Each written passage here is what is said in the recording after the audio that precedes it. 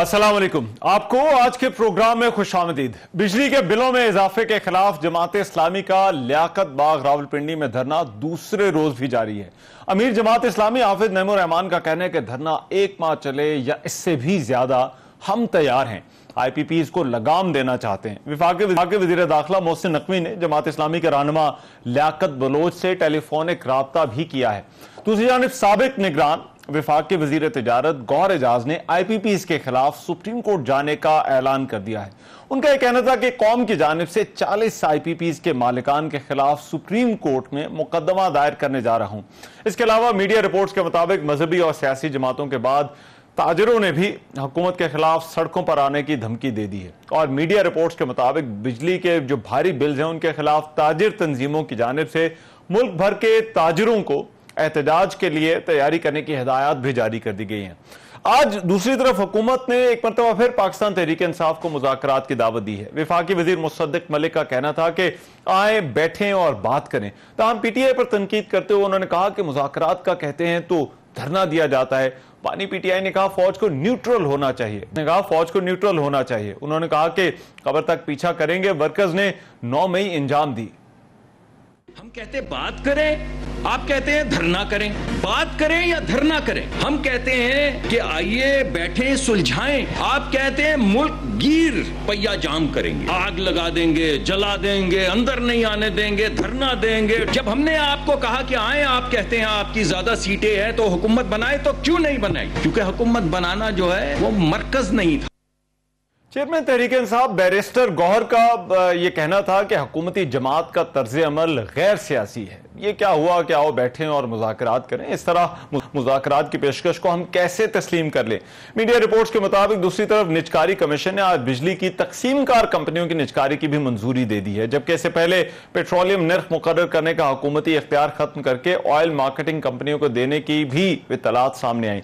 इस हवाले से हुकूमत क्या करने जा रही है, ये जो बिजली और पेट्रोल का मामला है और खास तौर पर तहरीक इंसाफ से ये जो मुज़ाकरात की हुकूमत ने पेशकश की है, हुकूमत कितनी संजीदा है। डॉक्टर मुसद्दिक मलिक साहब इस वक्त मेरे साथ मौजूद हैं, विफाकी वजीर हैं, उनसे इस हवाले से बात करते हैं। डॉक्टर साहब, इश्यूज जो हैं 2-3 जिन पर आपसे बात करनी, लेकिन मैं आगाज करूंगा जमात इस्लामी के धरने और इनके जो मुतालबात हैं। अब ये जो सस्ती बिजली का मुतालबा किया जा रहा है और IPPs के साथ मामलात को फिर से देखने का मुतालबा है, क्या यह हकीकत पसंदाना है, देखा जा सकता है? देखिए अगर आप बुरा ना मनाएं तो पहले जो आपने नतीजा अखज़ किया है मेरी आज की गुफ्तगू से, उसमें मैं पूछना चाहूंगा वो कोई क्लिप तो चलाएं जिसमें मैंने PTI को कहा है कि आइए हमसे बात करें। अरे भाई, मैंने तो जो दावत दिया आपके गुमान में जमात इस्लामी क्यों नहीं आई? आपके जमात में दीगर ऑपोजिशन पार्टीज क्यों नहीं आई? क्या आप जमात इस्लामी के धरने को धरना नहीं समझते, उनकी गुफ्तगू को गुफ्तगू नहीं समझते? मैं ये क्यों कह रहा हूं? मैं ये इस वजह से कह रहा हूं कि अब ये जिम्मेदारी गुफ्तगू की हम पे नहीं है, PTI पे है। हम तो दावतें जो हमने देनी थी दे चुके हैं। वो एक नॉन सीरियस एक्टर है, एक दिन कमेटी बनाते हैं। गौहर साहब को कहिए कि कह दीजिए मेरी तरफ से कि भाई आपको किसने दावत दी है। ये तो अब आप अगर संजीदा होंगे और आप प्रूव करेंगे कि आप संजीदा हैं और आप आके कहेंगे हमें बात करनी, तो हम कर लेंगे। हमने दरवाजे कभी भी बंद नहीं किए थे। लेकिन गैर संजीदा लोगों से जो एक दिन कहें कि हम गुफ्तगू करेंगे, दूसरे दिन कहें कि ये कमेटी है, तीसरे दिन कहें कौन सी कमेटी, ये तो चोर है, चौथे दिन कहें कि हम तो एस्टेब्लिशमेंट से बात करेंगे, पांचवें दिन कहें कि एस्टेब्लिशमेंट को कब्र में उतार देंगे, कब्र तक पीछा करेंगे। इनसे क्या बात करें? कौन बात करे? क्या दावत दें? किसे दावत दें? वो एजेंट कौन है जिसे दावत दें? इस मीडिया में जो रिपोर्ट हुआ है वो यही हुआ है कि आपने दावत दी है और फिर उस पर रद्द-ए-अमल बैरिस्टर गौहर ने दे दिया है।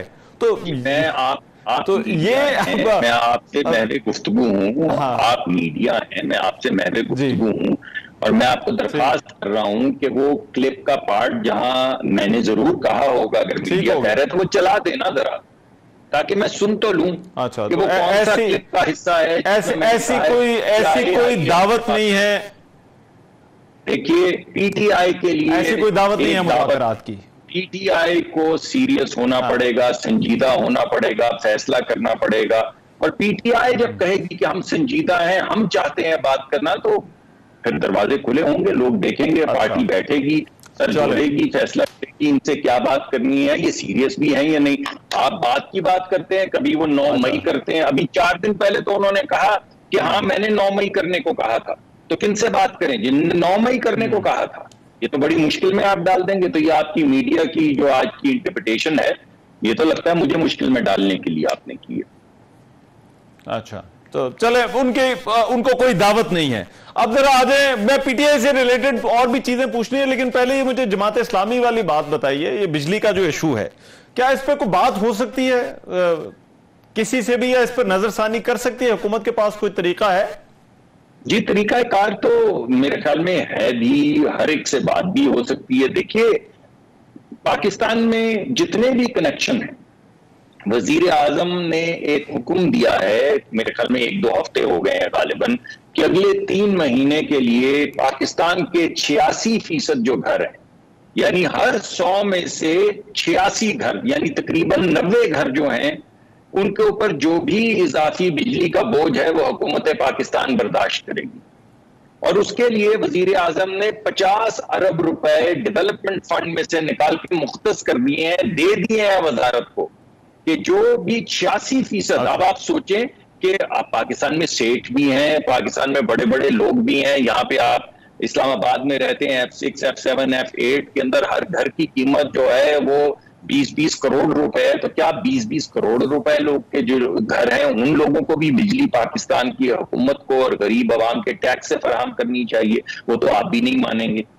तो अगर 86% लोगों के ऊपर कोई इजाफी बोझ नहीं पड़ेगा और उनकी इजाफी बिजली का बिल जो है पिछले साल के मुकाबले में वो हुकूमत बर्दाश्त करेगी 86% लोगों का, तो आप बताइए कि क्या ये रिलीफ नहीं? पाकिस्तान में जो 200 यूनिट इस्तेमाल करते हैं, चाहे वो प्रोटेक्टेड कैटेगरी में है या अनप्रोटेक्टेड कैटेगरी में है, और ये 86% है हाउस होल्ड्स के, उनको ये कहा गया है कि जो आपके पुराने बिल थे उसी भाव आपको बिजली दी जाएगी, और जो भी बिजली के बिल में इजाफत हुई है भाव की वजह से वो सरकार बर्दाश्त करेगी। आप मुझे बताइए क्या ये रिलीफ नहीं है? और सिर्फ ये लोगों के बिजली के बिल ज्यादा क्यों आ रहे हैं? उसके अलावा ये सर फिर देखिए, फिर लोगों के बिल ज्यादा क्यों आ रहे हैं? जी देखिए, ये इसमें तो कोई शक नहीं है ना कि हमारे यहाँ बिजली बहुत महंगी हो गई, इसमें तो कोई शक नहीं। मैंने इस पूरे प्रोग्राम में आपको नहीं कहा कि बिजली तो बड़ी सस्ती है, भाईजान क्या बात कर रहे हैं, बिजली तो इससे सस्ती कहाँ होगी। लेकिन जो इजाफी बोझ आते हैं, क्योंकि हमारा रुपया डिवैल्यूएट किया, हमारा रुपया जब हमने ये सौदे किए तो 106 रुपए का था डॉलर, तो हमने डॉलरों में सौदे किए, अब डॉलर 300 रुपए का हो गया, 280-85 रुपए जो भी भाव चल रहा है। तो अब 1 रुपया, जब रुपया डिवैल्यूएट होता है रुपए के अगेंस्ट, तो उसमें कैपेसिटी पेमेंट में 3 अरब रुपए की इजाफत होती है, 1 रुपए की। 1 रुपया जब स्लाइड करता है डॉलर के अगेंस्ट, अच्छा, तो 3 अरब रुपए का नुकसान पहुंचता है कैपेसिटी पेमेंट की मद में। तो आप सोचिए कि अगर 100 रुपए का डॉलर जो है वो तकरीबन 300 का हो चला है, तो कितना बोझ पड़ा होगा। तो ये बोझ तो है, लेकिन इनसे छुटकारा भी तो हमारा फर्ज है ना। अब छुटकारे के लिए एक बाकायदा आप समझ लें एडमिनिस्ट्रेटिव मेजर्स भी ले ली हैं, पॉलिसी मेजर्स भी ले ली हैं, जो चोरी वोरी करते हैं उनके ऊपर हाथ भी डाला जा रहा है। बहुत से नए प्रोग्राम इस वक्त जेर बहस हैं। मेरे ख्याल में मुनासिब ये होगा कि सरदार अवैस लगारी साहब उन पे आके आपको तफसीलात बताएं, क्योंकि वो अंडर वे हैं, तो मुझे मालूम नहीं कि उस वक्त उनको डिस्क्लोज करना मुनासिब है या नहीं, मगर हैं बहुत प्रोग्राम, और हर प्रोग्राम का मकसद यही है कि 1 रुपया इधर से कम किया जाए, 5 रुपए इधर से कम किए जाए, 9 रुपए इधर से कम किए जाए, ताकि बिजली का बोझ जो है वो लोगों पे कम हो। अच्छा, बात आपकी दुरुस्त है कि अवैस लगारी साहब की मिनिस्ट्री है, लेकिन आप क्योंकि इन मामलात को बड़ी अच्छी तरह समझते हैं, इसलिए मैं आपकी राय इस पर चाहता हूं। ये जो IPPs वाला मामला है, मेरा ख्याल है सबसे ज्यादा जोर अभी इस वक्त इसी पर है कि क्या इनसे कैपेसिटी पेमेंट्स वाला मामला रीनिगोशिएट हो सकता है या नहीं। आपके ख्याल में क्या ऐसा मुमकिन है हुकूमत के लिए करना?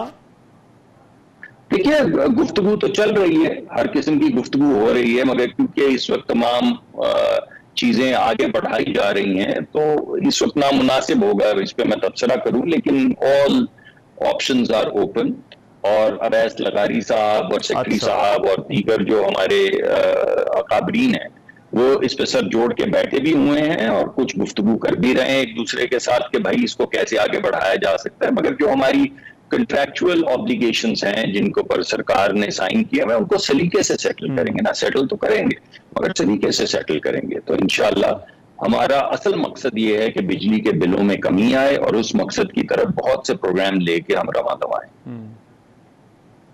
और जो IPP बाहर के हैं, क्या उनसे भी ऐसी कोई निगोशिएशन हो सकती है?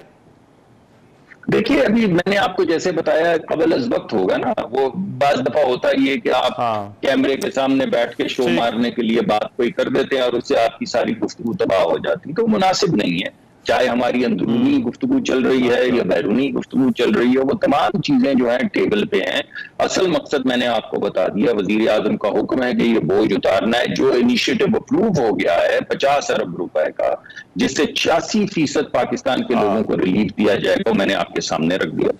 दूसरा पैकेज जो मैं आपके सामने रखना चाहता हूं वो ये है कि बिजली की कीमतें क्योंकि सबके लिए बढ़ रही थी और जो हमारे कारोबारी हल्के हैं उनके लिए भी बढ़ रही थी, जिसके नतीजे में अनएम्प्लॉयमेंट पैदा हो रही थी। यानी कारोबार बंद होते हैं तो लोगों को नौकरियां लोगों की चली जाती हैं, लोगों की नौकरियां चली जाती तो उनके घर नहीं चलते।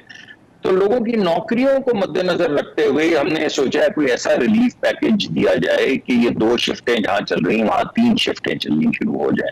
तो उसके लिए तकरीबन 165 अरब रुपए का एक पैकेज बनाया गया, जो पहले इंडस्ट्री से पैसे लेके गरीब लोगों में तकसीम किए जा रहे थे। ये फैसला किया गया कि ये पैसे अब सरकार देगी। तो आप देखें 86% हाउस होल्ड्स को रिलीफ दे दिया और 100% इंडस्ट्री को रिलीफ दे दिया। अब ये सारा कुछ तो हो चुका है ना, इसमें कोई ऐसी चीज नहीं है जो होने वाली है। ये तो मैं आपको वो बातें बता रहा हूं जो हो चुकी है। इसके अलावा कोई 8-10 मुख्तलिफ इनिशिएटिव्स हैं जो होने वाले हैं। तो वो भी बेहतर ये होगा कि जब वो करीब आ जाएं अपनी तकमील के, तो फिर मैं आपके सामने उन्हें लेकर आऊं, वरना वो शायद खराबी करेंगी वो अनाउंसमेंट्स। मगर ये मैं आपको बताना चाहता हूं और आपके जरिए हमको कि ऐसे तमाम पैकेजेस जो हैं दिन रात इन पे काम होता है। बाज दफा बिजली पे दिन में 2 मरतबा मीटिंग होती है, दिन में वजीर आजम 2 मरतबा बाज मरतबा मीटिंग लेते हैं। तो ये बिल्कुल हमारी अटेंशन के सेंटर। एक तो फैसला डॉक्टर साहब, एक तो फैसला किया गया है, निजकारी कमीशन ने आज एलामिया जारी किया और उन्होंने ये डिस्कोस की निजकारी का जो है वो बताया है। तो आपके ख्याल में इससे मामला बेहतर होंगे? जी बहुत बेहतर होंगे, बहुत बेहतर होंगे। आप बताइए ना, अब आप जानते हैं, आप फैसलाबाद भी आपने देखा है, लाहौर में भी आप रहे हैं, इस्लामाबाद में आप रह रहे हैं, पूरे मुल्क में आप जाते हैं, ये बात आपसे ढकी चुकी है कि मुल्क में चोरी कितनी हो रही है। हमारे कोई ऐसा नहीं कि कोई इलाका गैर या कोई ट्राइबल एरिया या कोई ऐसी जगह, हमारे सेटल्ड शहरों के अंदर बाज शहर ऐसे हैं जहां पे 86% बिजली चोरी हो जाती है। 86%, 90%, 70%। अब आप सोचे शहरों के अंदर अगर 70% किसी फीडर के ऊपर से बिजली चोरी हो रही है या 90%, तो आप ही बताइए कि ये कहर नहीं खुदा का। और अगर ये तमाम चोरी मिलजुल के होती है तो फिर इसको कुछ ना कुछ तो इंटरवेंशन करनी होगी ना। तो अगर सरकार के ये जो हमें आदत पड़ गई है, हमारी बाज महकमे जैसे हैं वो आपको मालूम है, तो उनको ठीक करने का कोई तरीका तो है। अब भी मौका है, अगर सब ठीक हो जाए तो 1-2 की निजकारी के बाद जरूरत ना रहे, मगर ऐसा है नहीं, ऐसा होगा नहीं। तो इसको ठीक करने के लिए हमें निजकारी या लॉन्ग लेकिन पब्लिक यूटिलिटीज के साथ डॉक्टर साहब पब्लिक यूटिलिटीज के साथ सबसे बड़ी तो मसला हुकूमत के सामने और पाकिस्तान जैसे मुल्कों में जो आता है वो कंज्यूमर प्रोटेक्शन का आता है। कहीं कार्टेलाइजेशन ना हो जाए, ये कंपनियां अगर इनकी निजकारी हो तो कहीं ये अपना फायदा ना जो है वो इस तरह से उठाना शुरू कर दे। तो वहां पर आपको लगता है कि हुकूमत इतनी गारंटीज जो है वो दे रही है या चेक रखेगी इनके ऊपर कि कंज्यूमर जो है वो प्रोटेक्टेड होगा? जी, इस वक्त जो वजीर आजम ने फौरी तौर पे निजकारी नहीं की और जो दरमियान में वक्त रखा है, उसकी वजह यह है कि इस वक्त जो बड़ी हमारी टीम है कंसल्टेंट्स के साथ मिलके कंसीव ये कर रही है कि ये जो निजकारी होगी उसके बाद कंज्यूमर को, बिलखसूस गरीब कंज्यूमर को कैसे प्रोटेक्ट करना है। और ये वजीर आजम का बड़ा क्लियर हुक्मनामा है हमें भी, इसके गैस और इसके हवाले से भी, कि आप जरूर कंसिडर करें प्राइवेटाइजेशन भी, लिबरलाइजेशन भी, लेकिन इससे पहले कि आप आगे बढ़ें आपको मुझे फुल प्रूफ तरीके से लाके दिखाना होगा कि आपने गरीब आदमी को प्रोटेक्ट किया है। तो ये निजकारी उसी वक्त होगी जब गरीब आदमी की प्रोटेक्शन हतमी बना दी जाएगी। और ये वो प्राइवेटाइजेशन की जो गुफ्तगू चल रही है उसका एक कंडीशनल फैसला है, ये डॉक्यूमेंटेड फैसला है कि पहले मार्केट प्लेस और उसमें गरीब की प्रोटेक्शन का इंतजाम किया जाएगा, उसके बाद निजकारी होगी। ये फैसला हो चुका है, ये डॉक्यूमेंटेड है और जो आपने कहा है बिल्कुल उसी तरह आगे बढ़ रहा है। ठीक है। और पेट्रोल के हवाले से भी ये खबरें आ रही हैं कि निजी कंपनियों को इख्तियार दिया जा रहा है कीमतों के तयन का, क्या इस हवाले से फैसला हो गया है? अभी आपके सामने बैठा हूं, आप ही मुझे खबर दे रहे हैं। तो कुछ दिन पहले दोपहर को भी मुझे कुछ सहाफियों ने पूछा तो खबर है आपके पास जो मेरे पास नहीं है। अरे भाई मैंने आपको बताया कि मीडिया में तो बात हो रही है, हमने तो जो मीडिया में बात हो रही है उसी की बुनियाद पर मैंने कहा आपसे पूछ लिया जाए कि क्या वाकई कोई ऐसा करने का इरादा है या नहीं है। जी जी, मैं आपको बताता हूँ। जो हमने वजीर आजम के सामने एक स्ट्रैटेजी पेश की जिसके अंदर एक एलिमेंट स्ट्रैटेजी का, और इनफैक्ट अब मैं चाहता ही हूं कि मैं किसी दिन तमाम सहाफियों को बुला के वो स्ट्रैटेजी पहले आपसे शेयर करूं ताकि ये जो कैफियत है और रूमर मिलिंग है ये रुक जाए। ये आपने बहुत अच्छा आइडिया दिया, इंशाल्लाह मैं 1-2 हफ्ते में ऐसा करता हूँ। देखिए बात यह है कि उसमें एक चीज जो हमने सामने रखी वजीर आजम की कि वो ये रखी कि हमें भी दीगर दुनिया के ममालिक की तरह लिबरलाइजेशन करनी चाहिए और थोड़ी सी डीरेगुलेशन करनी चाहिए। वजीर आजम ने हुक्म दिया जरूर करें, अप्रूव किया, लेकिन पहले मुझे ये दिखाएं कि गरीब आदमी की प्रोटेक्शन आप कैसे करेंगे। तो इस वक्त जो हमने पहली मीटिंग बुलाई है या बुला रहे हैं वो हमारी आपस की एनालिटिकल मीटिंग है कि हमने वो फ्रेमवर्क बनाना है जिसके जरिए ये पता चलेगा कि ये लिबरलाइजेशन हो सकती है या नहीं, होनी चाहिए या नहीं, और अगर होनी चाहिए तो इसमें गरीब आदमी को कैसे प्रोटेक्ट किया जाएगा। जब ये काम मुकम्मल हो जाएगा तो फिर फैसला किया जाएगा कि हमें किस रास्ते पे चलना है। मगर हमने ये वजीर आजम को प्रपोज जरूर किया लिबरलाइजेशन का, फिर उन्होंने हुक्म जारी किया कि आप फौरी तौर पे इसके काम करें और कॉशन किया साथ हमें कि आप आगे नहीं बढ़ सकते जब तक आप मुझे फुल प्रूफ तरीका नहीं बताएंगे गरीब को प्रोटेक्ट करने का, जो मैंने प्रोग्राम के इब्तदाइये में कहा था। तो असल ये गुफ्तगू वो वाली मैं कोट कर रहा था आपके सामने। तो उसको सामने रखते हुए जब आपसे पूरी मैं स्ट्रैटेजी आपके सामने रख दूंगा और दीगर सहाफी दोस्तों के सामने, तो फिर आपको नजर आ जाएगा कि उसके अंदर कितने एलिमेंट हैं और फिर उन तमाम एलिमेंट्स पे हम बैठकर बात भी कर सकते हैं और आपका जो क्रिटिक है और आपकी जो गाइडेंस है वो हमारे लिए कारआमद भी साबित होगी। राइट। अच्छा, मैं लास्ट ईयर वो पीटीआई वाले इशू पर आता हूं। आपने बात की कि पीटीआई का जो रवैया है वो काबिल कबूल नहीं, लेकिन ये जो तमाम आप मुआशी मसाइल की बात करें यहाँ पर कहीं ना कहीं आपको मिडिल ग्राउंड बनाना पड़ेगा, साथ बात करनी पड़ेगी। वो सबसे बड़ी जमात बनने जा रहे हैं, तो आपके ख्याल में क्या किसी भी किस्म की वर्किंग रिलेशनशिप नहीं हो सकती पाकिस्तान तहरीक इंसाफ से?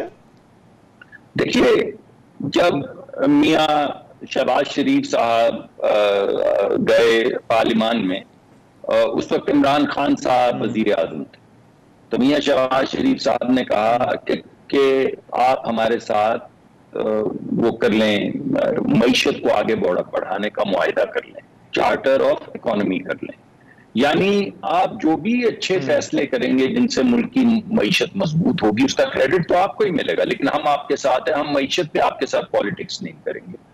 तो मियां शहबाज शरीफ ने तो दरवाजा खोल दिया ना। तो जब बिलावल भुट्टो साहब ने कहा कदम बढ़ाओ इमरान खान, हम तुम्हारे साथ हैं, जब हमारे मुल्क की जो बॉर्डर्स हैं उनको पामाल किया गया और जिसकी सजा फिर दी गई हमारे एक हमसाया मुल्क को, भरपूर अंदाज में मुंह तोड़ जवाब दिया भारत को। तो जब बिलावल साहब ने कहा कदम बढ़ाओ इमरान खान, हम तुम्हारे साथ हैं, तो उन्होंने दावत दे दी ना।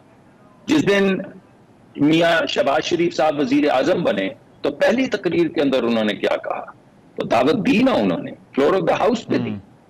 जिस दिन मरियम नवाज साहिबा वजीर आला बनी तो उन्होंने अपनी पहली तकरीर में क्या कहा, उन्होंने कहा मैं दोनों साइड्स की वजीर आला हूं, तो उन्होंने दावत दी ना।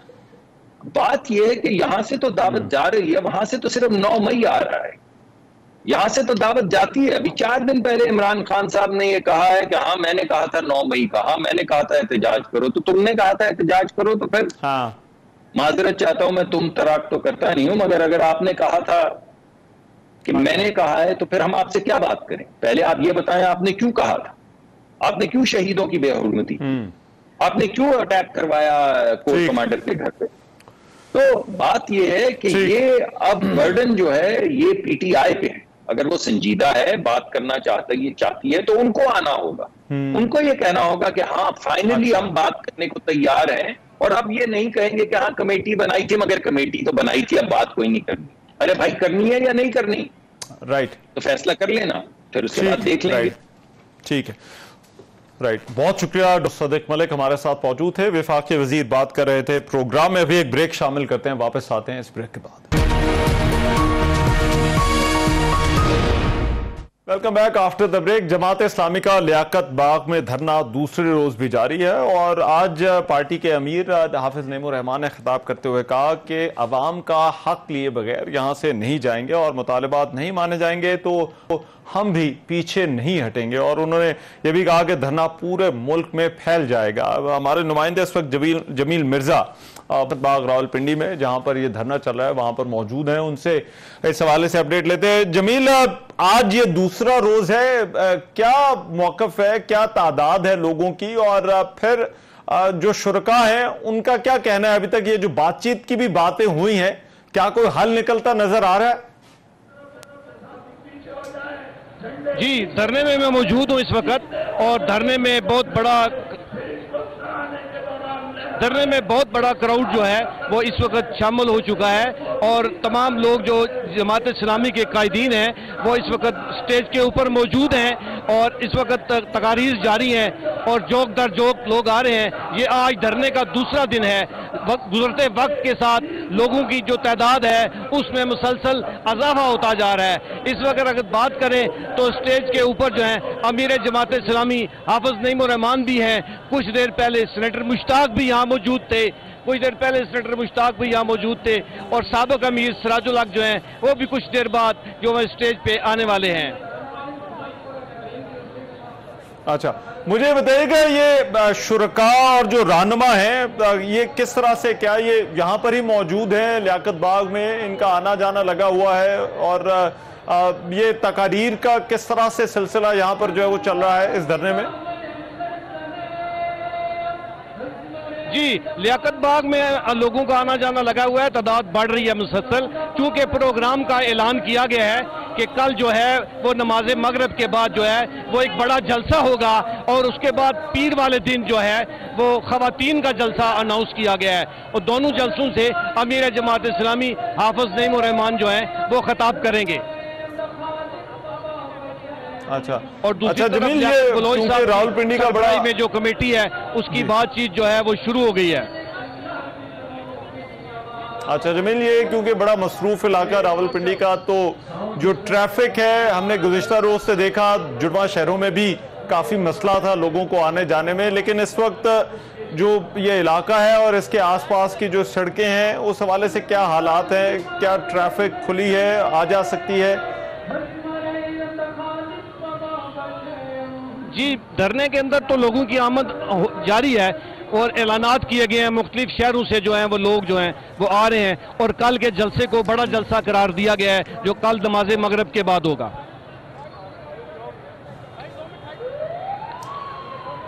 अच्छा जमील, ये बताइएगा कि जो यहाँ पर शुरका हैं क्या आपकी उनसे बात हुई? क्योंकि हुकूमत का ये कहना है कि हमने एक कमेटी बना दी है और यहाँ पर जो है वो इनसे बातचीत करने के लिए भी तैयार है, तो क्या उस पर यहाँ पर जो रहनुमा हैं, जो जमात इस्लामी के जो लोग मौजूद हैं, क्या उस पर उनका कोई रद्दअमल है? ये जो हुकूमती बातचीत है या हुकूमती राब्तों पर उसकी प्रोग्रेस क्या है? जी देखें, जो कमेटी जमात इस्लामी के अमीर ने बनाई है उसको हेड कर रहे हैं लियाकत बलोच और उन्होंने कहा है कि जो हमारे मुतालबात हैं उनको जब तक तस्लीम नहीं किया जाता उस वक्त तक ये धरना जो है ये जारी रहेगा और अपने मुतालबात तस्लीम कराने तक हम अपने धरने को किसी सूरत जो है वो ख़त्म नहीं करेंगे। इसमें कई दिन लग सकते हैं और हमारे पास ऑप्शन है, ये पूरे मुल्क में फैल सकता है और डी चौक जाने का भी उन्होंने इशारा दिया है। अच्छा, तो क्या उनका क्या कहना है, किस चीज पर इन्हिसार होगा कि धरना यहां पर ही रहता है या फिर इससे आगे डी चौक भी जा सकता है? और फिर उन्होंने पाकिस्तान के बाकी हिस्सों में भी धरने और जलसों की बात की है। जी, ये बात की है। अमीर जमात इस्लामी ने इशारा दिया था कि ये धरना जो है ये सिर्फ लियाकत बाग ना समझा जाए, इसको सिर्फ एक रोड का धरना ना समझा जाए। हमारे पास सारे ऑप्शन हैं, ये पूरे पाकिस्तान में भी फैल सकता है, पूरे पाकिस्तान में जलसे भी हो सकते हैं और डी चौक हमारे लिए जाना भी कोई बड़ा मसला नहीं है। हम हुकूमत से कहते हैं कि वो संजीदगी का मुजाहरा करे, वो कमेटी बनाए। हम मसले का हल चाहते हैं, हम लोगों के लिए रिलीफ चाहते हैं, हम उन IPPs का खात्मा चाहते हैं जो इस मुल्क के कौमी खजाने के ऊपर बोझ बन चुके हैं। लेकिन वो IPPs भी हैं कि जो इस मुल्क के लिए बेहतर हैं, उनके साथ जो है आज सरे नो बातचीत तो होनी चाहिए। ये अमीर जमात इस्लामी का मौक़िफ़ है। ठीक है जमील, बहुत जमील मिर्जा हमारे नुमाइंदे हमारे साथ मौजूद थे। लियाकत बलोच साहब नायब अमीर जमात इस्लामी इस वक्त मेरे साथ मौजूद हैं, उनसे बात करते हैं। लियाकत बलोच साहब बहुत शुक्रिया आपके वक्त का। लियाकत बलोच साहब सबसे पहले तो फरमाइएगा, आज आपका राब्ता हुआ है मोहसिन नकवी से, क्या बात हुई आपकी उनसे?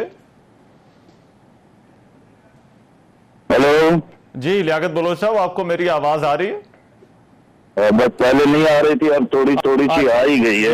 मैं पूछना चाह रहा था, मोहसिन नकवी ने वजीर दाखिला ने आपको कॉल की आज, क्या बात हुई उनसे?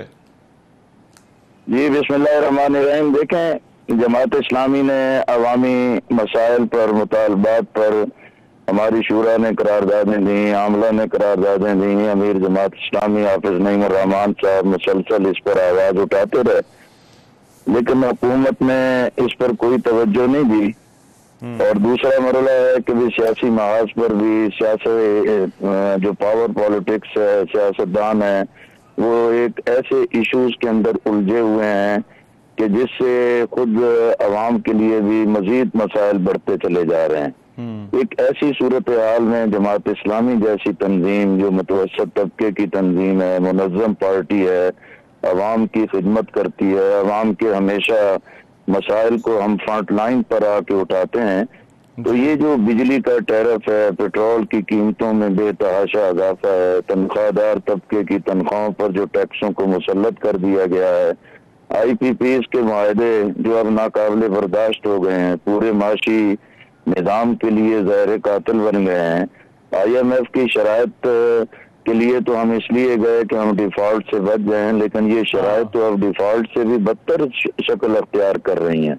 और उन्होंने कहा कि जो मरात याफ्ता तबका है, जागीरदार तबका है और जो सहूलत लेने वाला तबका है, उनके ऊपर टैक्स नाफिज करें। उसकी वजह उन्हें तो मरात दी जा रही हैं और अवाम की तरफ जो है कि मुश्किलात मुंतकिल की जा रही हैं। अच्छा। यही सूरत थी कि भी मोहसिन नकवी साहब ने हमारे इस धरने के लिए भी कई रुकावटें खड़ी की गई, लेकिन अल्हम्दुलिल्लाह एक मुनज़्ज़म हर जगह से लोग इकट्ठे हुए, रुकावटें खत्म होती गईं और हम अपने प्लान के मुताबिक मरी रोड पर इस वक्त धरने की सूरत में मौजूद हैं। और मोहसिन नकवी साहब का फोन आया, 2-3 मरतबा उनका फोन आया, उन्होंने हमारे इस धरने के मुतालबात से भी अपनी एक आमांगी का बात की। उन्होंने कहा कि भाई हुकूमत संजीदगी से मुज़ाकरात करना चाहती है। हाफिज नईम रहमान साहब ने वहाँ मुशावरत की और हमने इसको वेलकम किया। अच्छा। कि ठीक है, आप भी आगे बढ़ें, अपनी कमेटी तश्कील दें, हम मुज़ाकरात का खैर मकदम करते हैं। अच्छा। और लेकिन दरमियान में ये सूरत पैदा हुई कि एक बड़ी तादाद में कारकुनान को पूरे मुल्क में गिरफ्तार कर लिया गया और आज उनको हमने यही पैगाम दिया। देखें, एक कंफर्टेबल सूरत हाल तो यही होगी कि कारकुनान को रिहा कर दिया जाए। अच्छा। अब तक की इतला के मुताबिक एक बड़ी तादाद में कारकुनान को रिहा तो कर दिया गया है। 2-3 अजला हैं जहां अभी तक इस तरह की सूरत है कि, लेकिन हमने ये पैगाम दिया है कि हम खैर मकदम करते हैं। अभी थोड़ी देर पहले अताउल्लाह तारर साहब जो कमेटी के मेंबर हैं, वफाकी वजीर हैं, उनका भी मुझे टेलीफोन आया है। मैंने कहा कि ठीक है, हम मुज़ाकरात को वेलकम करते हैं और अपनी टीम के साथ फिर हमें आगाह कर दें। अच्छा। वो तशरीफ ले आए, हाफिज नईम रहमान साहब से मुलाकात होगी, फिर वो अपनी कमेटी की भी अनाउंसमेंट कर देंगे और हम मुज़ाकरात की सूरत में बैठेंगे। क्या आप किसी तरह की लचक दिखाने को तैयार हैं अपने मुतालबात के हवाले से? लेकिन ये अवाम की जो एक बदतरीन सूरत हाल है, हम उसमें क्या लचक पैदा कर सकते हैं? या तो कोई साबित करे कि भाई हम कोई गलत मुतालबा कर रहे हैं, हमारा कोई इसमें जाती मफाद है, कोई पार्टी मफाद है, हम तो खालिस्तान एक गरीब तबके के लिए, मुतवस्सित तबके के लिए, सफेद पोश तबके के लिए और तनख्वाहदार तबके की सहूलत के लिए और पाकिस्तान के जो मुस्तकबिल पर एक नाउमीदी के साए फैलते चले जा रहे हैं, उससे निकालने के लिए हम इस धरने और एहतजाज और इस मशक्कत के अंदर मौजूद हैं। इसमें लचक तो हमारे नजदीक ऐसी नहीं है कि जिसमें हम आवाम की किसी मफाद पर कंप्रोमाइज करें। अच्छा। हम बिल्कुल जायज बुनियाद पर मुतालबात कर रहे हैं और इंशाअल्लाह इन मुतालबात को पूरे दलाइल के साथ भी कौम के सामने भी पेश कर रहे हैं और कमेटी के सामने भी पेश करेंगे। और गुज़िश्ता रोज तो आपने कहा रुकावटें डाली गई हैं, गिरफ्तारियां की गई हैं, तो अभी आप लियाकत बाग में जहां पर है वहां पर भी कोई मुश्किलात या रुकावटें हैं हुकूमत की तरफ से अभी भी? लेकिन जब हमारा एहतजाज है, हमारा धरना है, रुकावटें तो एक फितरी बात है। हाँ। लेकिन हम ज़हनी तौर पर हर रुकावट को बर्दाश्त करने के लिए भी तैयार हैं। जब हमारा मसला है ही मुकम्मल तौर पर अवाम के लिए, पाकिस्तान के मफादात के लिए, पाकिस्तान की आज़ादी, खुदमुख्तारी और वक़ार के तहफ़्फ़ुज़ के लिए, तो अगर हमारी कुर्बानियों की बुनियाद पर अवाम को रिलीफ मिल जाता है तो इससे बड़ी हमारी कोई और कामयाबी नहीं हो सकती, इससे बड़ा कोई और हमारा इत्मीनान नहीं हो सकता। अच्छा। और आज मसाइल हों या मुश्किलात हों, इंशाअल्लाह ये धरना जो है अपने अंदर एक नया वलवला, जोश और जज्बा भी पैदा कर रहा है अवाम के अंदर। मुझे तो बहुत बड़ी तादाद में लोगों को टेलीफोन आए हैं। अच्छा। उन्होंने वेलकम किया है, उलमा ने भी, सियासतदानों ने भी, दानिश्वरों ने भी, कि हम खैर मकदम करते हैं और ये एक मुस्बत अलामत है। इंशाअल्लाह हम पूरी कोशिश के साथ, पूरी स्ट्रेटेजी के साथ इन चीजों को आगे बढ़ाएंगे। अच्छा। और हाफिज साहब ने जो आज गुफ्तगू की उसमें उन्होंने कहा कि हम डी चौक भी जा सकते हैं और ये धरना पूरे मुल्क में भी फैल सकता है, तो किस पर इन्हिसार होगा? किस तरह से आप देख रहे हैं कि इसको आप अगले स्टेज पर भी लेकर जा सकते हैं या लियाकत बाग से मूव कर सकते हैं? देखिए, हम इस वक्त तो मरी रोड पर मौजूद हैं। हाँ।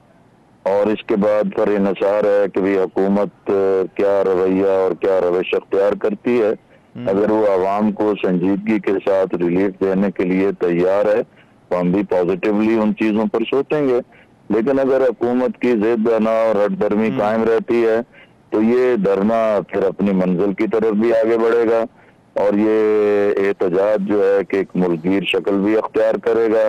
और इसी तरीके से हम नहीं चाहते कि मुल्क में कोई अनारकी फैले और अवाम बेसिमत हों, बेक़ियादत हों और उनका कोई रुख ना हो जिससे मुल्क का अल्टीमेटली नुकसान हो।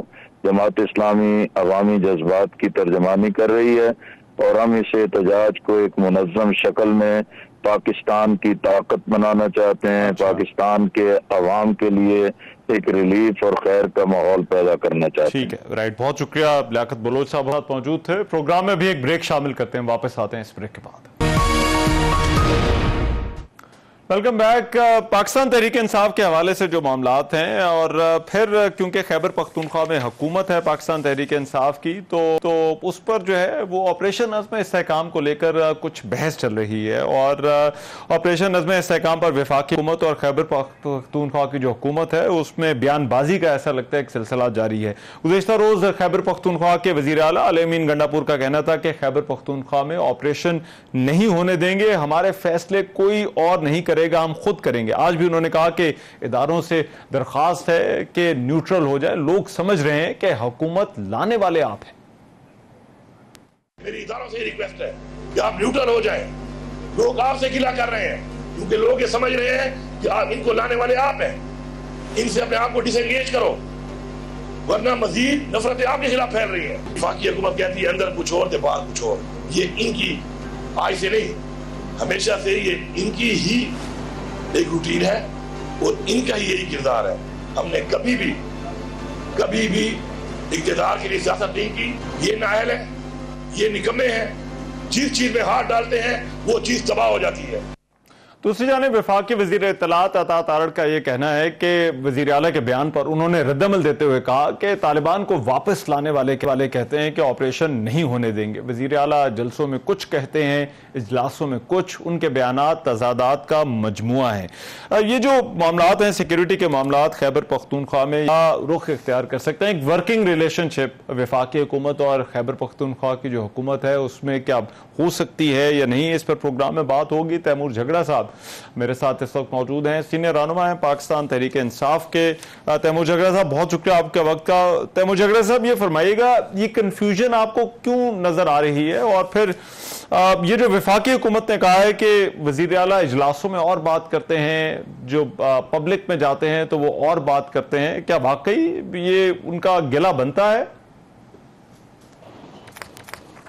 मेरे ख्याल में ऑनेस्टली जहां तक हमारी मिलिट्री एस्टैब्लिशमेंट का और अली अमीन खान का ताल्लुक है, कोई कंफ्यूजन नहीं है। अगर आप सिर्फ प्रैक्टिकली बयानात दोनों के देख लें तो एक ही है। उस दिन ISPR DG ने कहा कि कोई काइनेटिक ऑपरेशन नया नहीं है, और ये कि उसको किसी ने रिप्रेजेंट किया। उन्होंने एक ही बात सिर्फ नहीं की कि जिन दो लोगों ने रिप्रेजेंट किया था, एक का नाम है अता तारड़, दूसरा का नाम है ख्वाजा आसिम, दोनों ने ये कहा कि एक नया ऑपरेशन लॉन्च हो रहा है। अली अमीन ने तो तनकीद भी बर्दाश्त की थी कि जब जो सिक्योरिटी मीटिंग थी, national security meeting national security committee की, उसके बाद अली अमीन खान ने ऑपरेशन के बारे में कुछ नहीं कहा था, और पार्टी के अंदर MNAs ने उनसे पूछा था, तो जो निकला तो बात ठीक कह रहे थे कि कोई नई ऑपरेशन की बात नहीं हुई थी, पहली बात। दूसरी बात ये, वाकई खैबर पख्तूनख्वा को सिक्योरिटी चैलेंजेस हैं, और अगर कोई एक पार्टी है जिसको ना एहसास है और जो कि इर्रेस्पॉन्सिबल एक्ट कर रही है, वो है PMLN की फॉर्म 47 की वफाकी हुकूमत। बनू पे 2 दिन कुछ नहीं कहे, कुछ भी नहीं कहा, ये नहीं कहा लॉस ऑफ लाइफ की मजम्मत नहीं की, चले ये भी नहीं कहा कि सूबाई हुकूमत गलत है, क्योंकि उस वक्त उनको ये ख्याल था कि सिचुएशन आउट ऑफ हैंड आ जाए, क्योंकि बनू के लोग जो है वो अमन के लिए निकले थे। जैसे ही उनको पता चला, और इसका क्रेडिट एक्चुअली सूबाई हुकूमत को जाता है, दोबारा से उन्होंने तनकीद बर्दाश्त की, लेकिन बनू में जैसे ही हालात नॉर्मलाइज हुए, उन्होंने कहा PTI ने किया। मतलब मसला PMLN का ये है कि वो जो भी वो बयानिया तो खेल रहे हैं, लेकिन there is no depth to what they are saying. मतलब कोई वजन नहीं है। ये इल्जाम दोनों तरफ से लग रहे हैं। देखिए, वो कहते हैं, इमरान खान ने कहा कि जो है PMLN जो है वो फौज और अवाम को लड़ाने की कोशिश कर रहे हैं, वो आपके मुतालिक जो है वो यही कह रहे हैं। ये क्या मामला है, और क्या हमारे सियासी बयानों में इसका होना जरूरी है, इस बयानिए का कि फौज और अवाम की कोई लड़ाई है आपस में? ऐसे है कि पहली बात तो यह है कि PTI के और एस्टेब्लिशमेंट के दरमियान मिसअंडरस्टैंडिंग्स हैं, इसमें तो कोई शक नहीं। इसमें जो मोनोपोली ऑन फोर्स या मोनोपोली ऑन एक्शन होती है, वो भी अल्टीमेटली रियासत के पास होती है, जिसका एक हिस्सा होता है एस्टेब्लिशमेंट। इसमें भी कोई शक नहीं कि बाय फार PTI जो है वो पाकिस्तान की मकबूल तरीन पार्टी है, जिसको चारों सूबों में मेजॉरिटी ऑफ द पॉपुलेशन की सपोर्ट हासिल है। ये 8 फरवरी के इलेक्शन के रिजल्ट से, रिगिंग से पहले तो साबित हो ही हो गया, जिसमें 2/3 मेजॉरिटी हमें फॉर्म 45 पे हासिल है। रिगिंग के बाद भी साबित हो गया, इनके रिजल्ट्स के मुताबिक PTI का वोट PMLN के वोट से 50% ज्यादा, 12 करोड़ और 19 करोड़ रफ नंबर्स, ठीक है। इसमें भी कोई शक नहीं कि PMLN के बेशतर लीडर्स ने खुद कहा है कि ये अभी हमारी सर्वाइवल की जंग है, कि या इमरान खान रहेगा या हम रहेंगे। राना सनाउल्लाह ने तो इससे ज्यादा सख्त बात की थी, बाद में उन्होंने कहा था कि मेरा मतलब ये है कि पॉलिटिकली या वो रहेगा या हम रहेंगे। अभी भी जब उसने इमरान खान के जेल में होने या ना होने की बात की, तो उसने कहा हम उसे हर हाल में कोई ना कोई तरीका ढूंढेंगे जेल का रखने। ये कोई फेडरल मिनिस्टर के कहने की बात है, बजाय ये कि वो कहे कि जी जो भी कानून और अदालतें कहेंगी उसकी हम जो है वो अदप्ट करेंगे, उस पर अमल दरामद करेंगे। ये क्लियर है कि PMLN की सियासत खत्म हो गई है दो चीजों पे। एक जो 2022 में अपना वोट को इज्जत दो का बयानिया खराब करते हुए उन्होंने एक कंस्पिरेसी की पाकिस्तान की डेमोक्रेटिकली इलेक्टेड हुकूमत को हटाने के लिए, और दूसरी बार जो तारीख की ये पहली हुकूमत होगी जो 342 के ऐवान में या 344 के 336 के ऐवान में अभी जो 17 सीटों के साथ उन्होंने हुकूमत बनाई है। जब ये दो चीजें आप मिला दें और उनको पता है कि उनके वाइड पावर बेस नॉर्दर्न और सेंट्रल पंजाब है जहां पे उनका वोट बैंक किसी वक्त में हुआ करता, जब वो गायब हो गया उनके पास कोई ऑप्शन नहीं। उनकी चीखने चिल्लाने हर चीज पे 9 मई का बयानिया लाने, एक चीज करने दूसरी चीज करने, ये कहने में कि पता नहीं PTI ने जो है वो तो उनकी सियासत उन्हीं के गिर्द घूम रही है। Right, I have run short of time. Taimur Jhagra साहब, थैंक यू सो, बहुत शुक्रिया हमारे साथ मौजूद थे। प्रोग्राम में भी एक ब्रेक शामिल करते हैं, वापस आते हैं इस ब्रेक के बाद। Welcome back. एक आम खबर अमेरिकी सेनेट से, जहां पाकिस्तान और चीन के खिलाफ एक बिल पेश किया गया है जिसपे पाकिस्तान की इमदाद रोकने और भारत की मदद करने की तजवीज की गई है। रिपब्लिकन सेनेटर मार्को रूबियो की जानिब से पेश किए गए बिल में अमेरिकी सेनेट में भारत के खिलाफ मुबैना इक़दामात पर पाकिस्तान की इमदाद रोकने की तजवीज आई है। मज़कूरा बिल में अमेरिकी हुकूमत से मुतालबा किया गया है कि पाकिस्तान की तरफ से भारत के लिए मुमकिन खतरात और चीन के बढ़ते हुए असर व रसूख के पेश नज़र भारत की इमदाद में इजाफा किया जाए और पाकिस्तान की इमदाद रोककर कांग्रेस को आगाह किया जाए। बिल में नई दिल्ली के साथ वाशिंगटन के जो सिफारती, इक्तसादी और फौजी ताल्लुकात है उसमें इजाफे की भी तजवीज की गई है।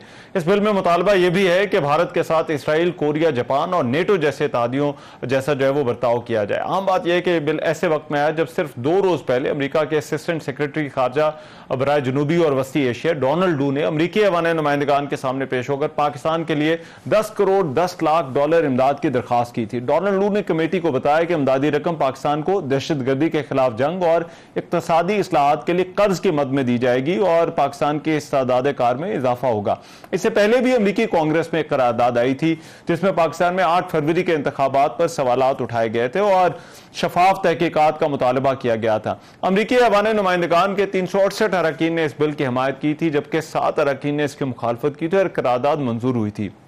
अब पहली करारदाद पर तो पाकिस्तान का रद्द-ए-अमल था कि पाकिस्तान दुनिया की दूसरी बड़ी पार्लिमानी और 5वीं बड़ी जमहूरियत है। ऐसी करारदादें ना ही तामीरी हैं और ना ही मारूजी, लेकिन पाकिस्तान और अमेरिका के जो ताल्लुकात हैं, अब उस हवाले से ये करारदादें ऐसा लगता है ये तसलसल से जो है वो पाकिस्तान का वहाँ पर जिक्र होना शुरू हो गया है और ये करारदादें और ऐसे बिल भी जो है वो सामने आ रहे हैं। अब देखते हैं कि इस बिल का पाकिस्तान और अमेरिका के ताल्लुकात पर क्या असर पड़ता है। आज के प्रोग्राम से इतना ही। मेज़बान रहमान अज़हर को इजाज़त दीजिए।